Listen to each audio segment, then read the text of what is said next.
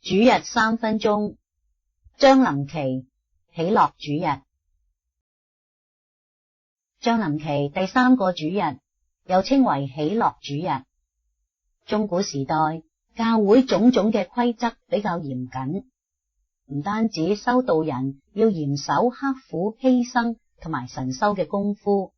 連一般嘅平信徒喺將臨期內，亦都要嚴格守齋做補贖。前母教會深知道萬事應當寬猛相濟，因此到咗第3個主日，大家應該輕鬆一下啦。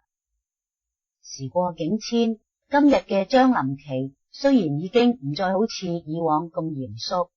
但係基督徒嘅喜樂精神就係永遠都唔會改變嘅。我哋嘅信仰係一種喜樂嘅信仰，雖然必須經歷刻苦犧牲，心中依然係時常充滿着喜樂。耶穌唔係講過，當你禁食嘅時候，要用油抹你嘅頭，洗你嘅臉，唔好使人睇出你正喺度禁食。我哋嘅信仰之所以係喜樂嘅信仰，因為我哋有一位天上嘅大父，佢遠比我哋地上嘅親生父親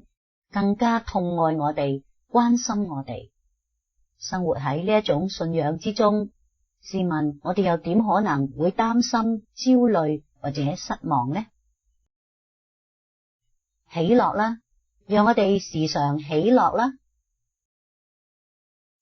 主耶穌，求你來臨，並教導我哋喺喜樂中生活，唔係表面嘅、膚淺嘅、物質嘅喜樂，而係整個人因信仰天主而發自內心嘅喜樂。